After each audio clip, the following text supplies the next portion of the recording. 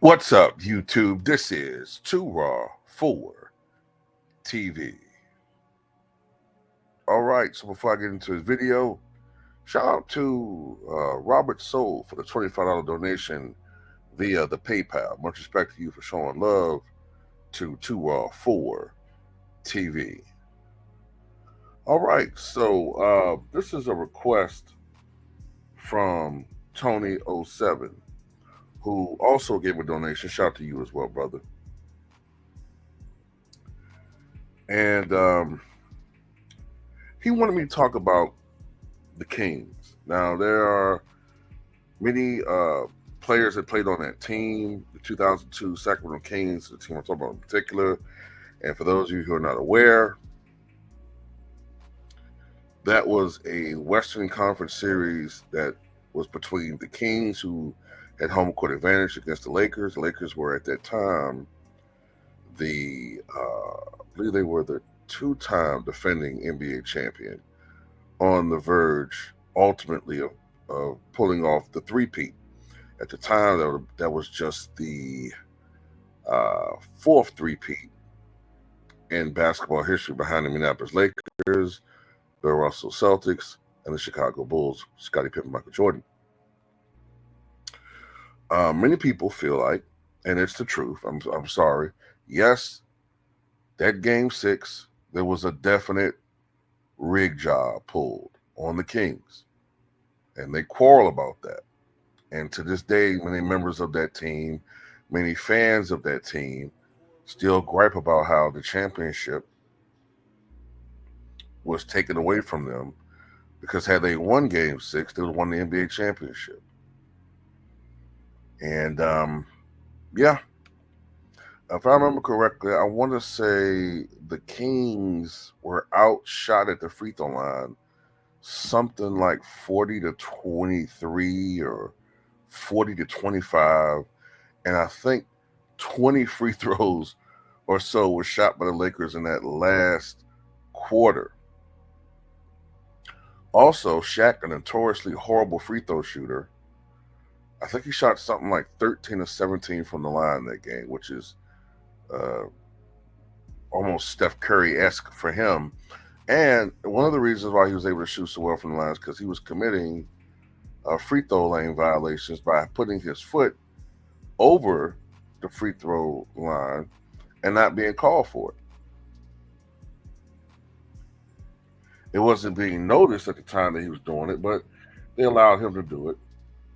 And if I remember correctly, Chris Webber fouled out of that game with some calls that were very, very dubious. And many people feel like the reason why that was done is because of ratings. They felt like, fans didn't want to see the Sacramento Kings in the NBA Finals. They wanted to see the Lakers. And part of that was, the Eastern Conference wasn't exactly the most glamorous at that point anyway, because it's just, let me see, I think it was 2002. So I think the Eastern Conference Finals was between the Celtics and the Nets, which really didn't have any star power. So they needed at least one team with star power, so they screwed the Kings. So a lot of people are like, man, this is an injustice. This is an injustice that was done upon the Sacramento Kings.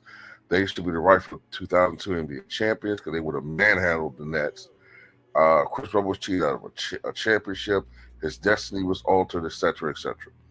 But what gets forgotten about this is there was a Game 7. And the Game 7 was at Sacramento, considering that the Kings had won 61 games that year. That was their, I think that's the most games they won in that franchise history. I believe it is. So that gave them home court advantage of the Lakers, who won 58 games that year. So you still had a shot at winning a defeating the Lakers and going on to play the finals, and ultimately being the heavy favorites over which team would have won in the East, which ultimately wound up being the Nets. So this is the thing.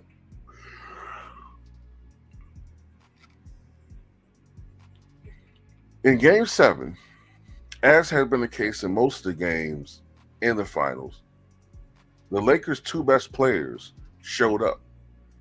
Shaq and Kobe had a strong game. As a matter of fact, I believe most of the starters played almost the entire game and had strong games. You can't say that necessarily about the Kings' best players or perceived best players, Vlade Divac and Chris Webber. Vlade had average game, I guess. I think maybe like 15 and 10. Chris Webber, although his overall statistics for the series looked okay, he only shot I think like something like 9 of 21 from the floor in Game 7. Uh, for the series, Chris Webber struggled at the free throw line, which was a deciding factor as to why they lost that series. He didn't get to the free throw line enough. Now I get it that Chris Webber was always more of a jump shooter. So therefore he didn't get to the free throw line a lot, but he should have been a little bit more aggressive offensively as far as driving to the basket, not just settling for jump shots. Since he settled so much for jump shots and that shot wasn't going in, as a consequence, as I said before, he only shot 9 of 21 from the floor in Game 7. And in the last two games of that series, he shot only, I believe it was 4 of 9, I believe it was, from the free throw line. 4 of 9. And only 45, 46% for the series. And he only went to the free throw line 35 times or something like that in a 7-game series.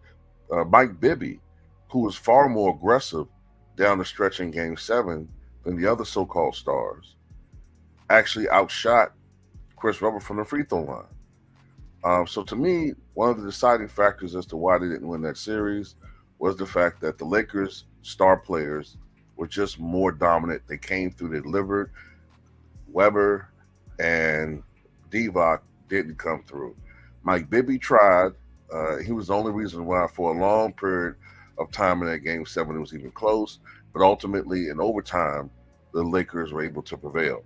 Also, if I remember correctly about Game 7, Peja Stojakovic chose the absolute wrong time to have the worst game possibly of his playoff career. I think it was the worst game of his playoff career.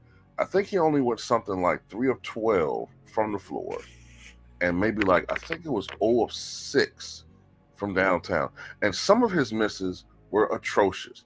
I distinctly remember watching that game and seeing Peja Stojakovic airball a corner three-pointer. When I saw that, I said, this team is mentally gone. They're not there. They're not focused in this game. And then reports came out that prior to this game, they weren't focused mentally. The Kings were still complaining on the day of this pivotal Game 7. They were still complaining about how they were being robbed in Game 6. Yes, I do agree that they were robbed in Game 6. But at that point in time, you have to say, fuck that game. We got to focus on this game. We're at home. Back then, at least, for the most part, the home team got the majority of the better calls. Now, teams like the Lakers, their whistle travel, whatever. That whistle travel with them from, crypto to whatever town they playing in. You know what I'm saying? If they had the Pfizer arena, they will still get the same calls that they got at crypto. It don't matter. But yeah, they had to focus on Game 7, and they weren't doing that. And as a consequence, they didn't play their best basketball, and that season was lost. Now, you have this thing now where people are playing this revisionist history, whereas Game 6 was Game 7 now. And that's not the case. They still had a shot to win that series, and they failed to do that. And also, 2002, from what I can recall, was really the year I would say that Kobe Bean Bryant, the process started in 2001, the 2000-2001 season, But 2001, 2002 season, I would say it's the process in when Kobe truly became an equal partner in the Kobe Shaq tandem. Uh, and at times, he was their best player. Shaq was still dominant, but it wasn't the same. Um, this was a totally different situation than what we saw in 2000 when Shaq was the unquestioned best player on that team and Kobe was a sidekick. You could even argue that he was not even on the same level production wise as Glenn Rice. But by that point in time, in his 2 short years, he went from being a guy averaging 15, 16 points a game, talking about Kobe, to a guy averaging 25, 27, sometimes even 30 points in any given particular series. And if I remember correctly, Kobe had his most efficient NBA Finals versus the then New Jersey Nets in 2002. So that was it, man. To beat a team as great as that Lakers squad, you needed your superstars to come through, and the Kings didn't have that. Vlade Divac did not have his best series. Um, Weber didn't have his best series. And let me see if I can pull up some numbers here. Let's see. Another thing that Kings team was known for was having a very strong bench. And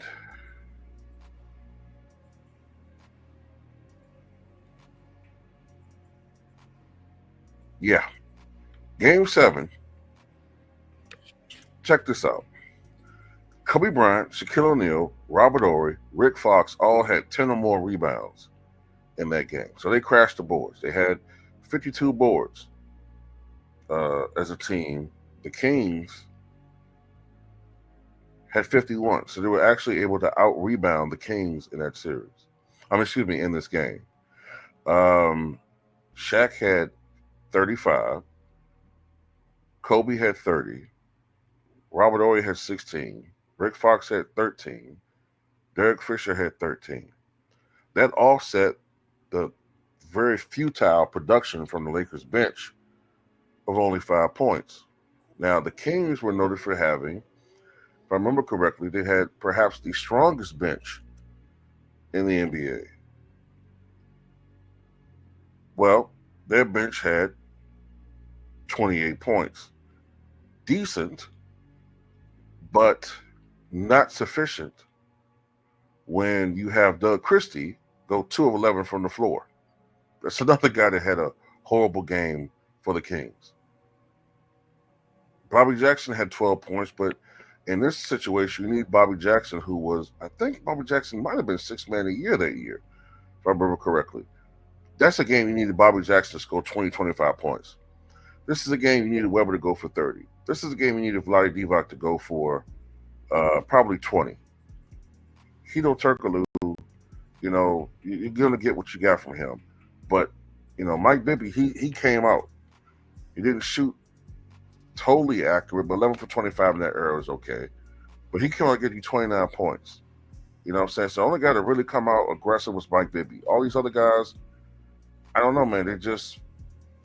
I don't think they were there totally mentally. I think they were still focused on Game 6, pissed off, and they just weren't totally there. So, yeah. And then the thing about Peja Siakovic, man, like I've always said, man, I never really include Peja as one of the all-time great elite shooters because too many times I've seen Peja trick off, just choke, But yeah, Game 7 was another chance for this team to get over the hump, and they didn't do it. So while I agree that Game 6 was stolen from them, they still should have been able to regroup and get it done in Game 7, and they didn't do it. And for a long time, Chris Webber's lack of playoff clutch performances, because he did have a tendency to fade down the stretch, that created the perception that he was not on the same level. See, before that, Chris Webber was often included in the same conversation as Kevin Garnett, as Tim Duncan, as Karl Malone. People forget this. From 1999 to 2002, Chris Webber was included in that conversation. But his lack of playoff performances, and then ultimately him falling off after that injury to his knee, and then ultimately Garnett winning a championship, Karl Malone at least taking his team to NBA Finals in back-to-back years in the 90s. Webber sort of fell off that plateau. You know what I'm saying? I still think he's a Hall of Famer, but he's not quite on that same level. Maybe from a skill perspective, he's way up there. But as far as a guy with the intangibles to go out there and do what needs to be done, man,